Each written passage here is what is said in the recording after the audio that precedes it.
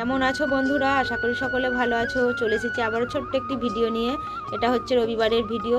রবিবার সকাল সকাল উঠে স্নান সেরে ঘরের কাজ সেরে তারপর পুজোটা করে নিয়েছি। এবার সকালে সবাই মিলে আজকে একটু মুড়ি, চানাচুর, শসা, পেঁয়াজ খেয়েছি। আজকে রবিবার যেহেতু, তাই রুটি হয়নি আর অন্য কোনো জলখাবারও হয়নি। আজকাল দুপুরে রান্নার আয়োজন বলতে সেরকম কিছু নেই, ভাত হবে না, তাই সকালবেলায় একটু সবাই মুড়ি খেয়ে নিলাম। আজকে বানিয়েছিলাম দুপুরে ছোলে আর ভাটুরে, সবার মত অনুযায়ী। এইদিকে ছোলেটা আমার রান্না রেডি হয়ে গেছে, একটু ভাজা মশলা দিয়ে নামিয়ে নিলাম। আর কালারটা কিন্তু দারুণ এসেছিলো, খেতে দারুণ হয়েছিল। খুব সিম্পলভাবে বানিয়েছিলাম। রেসিপিটি তোমাদের সাথে খুব তাড়াতাড়ি শেয়ার করব। এদিকে ভাটুরেগুলোও ভেজে নিচ্ছি। দারুণ সুন্দরভাবে ভাটুরেগুলো তৈরি হয়েছিল। বোন ভাজছিল আর আমি বেলে আর এই যে তেলে ছেড়ে দিচ্ছিলাম ভাটুরেগুলো। একা একা কাজ করতে, যে কোনো কাজই বলো, একা করতে একটু টাইম বেশি লাগে, কিন্তু সেই কাজটা যদি দুজনে মিলে করা হয় তাহলে কিন্তু খুব তাড়াতাড়ি হয়েও যায় আর মনটাও ভালো লাগে যে দুজনে মিলে কাজটা করে নেওয়া হলো। এই দেখো, কথা বলতে বলতে খুব সুন্দরভাবে আমার ভাটুরেগুলো এদিকে ভাজা হয়ে গেল।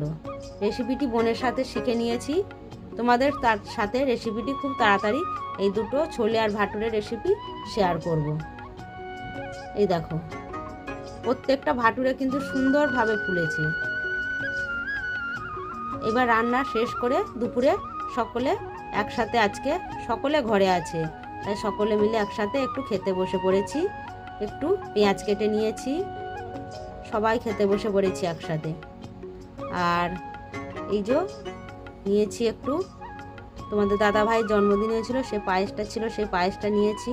আর মা কিছুটা ফল কেটেছিল। খাওয়া দাওয়া সেরে একটু বিশ্রাম সেরে নিয়েছিলাম রেডি হয়ে, তার কারণ দোকানের মাল শেষ হয়ে গেছে, সেই মালগুলো আনতে যেতে হবে। তোমাদের দাদা ভাই আর আমি বেরিয়ে পড়েছি। আকাশটা কিন্তু বেশ মেঘলা হয়ে আছে, জানি না বৃষ্টি নামবে কি। এদিকে তোমাদের দাদা ভাই গাড়ি বার করছে, আর আমার যা কাজ, একটু ফাঁকা পেলেই ফোনটা হাতে থাকলেই হলো একটু ভিডিও করে নেওয়া। বৃষ্টি হলেও কিন্তু বাইরের ওয়েদারটা প্রচণ্ড গরম ছিল। তখন দুপুর 2টো বাজে, রাস্তা একটু ফাঁকা আছে, কিন্তু বৈকালের দিকে হলে এত ভিড় হয় রাস্তায়, এত জ্যাম হয়, তো যাওয়াই যায় না। এই দেখো, কথা বলতে বলতে এদিকে দোকানে চলে এসেছি। দোকানের মালগুলো একটু দেখে শুনে কিনতে হয়। যাও, এই দেখো তোমাদের দাদাভাই দেখে নিচ্ছে আর আমি একটু চারিদিকটা সব দেখে শুনে নিচ্ছি।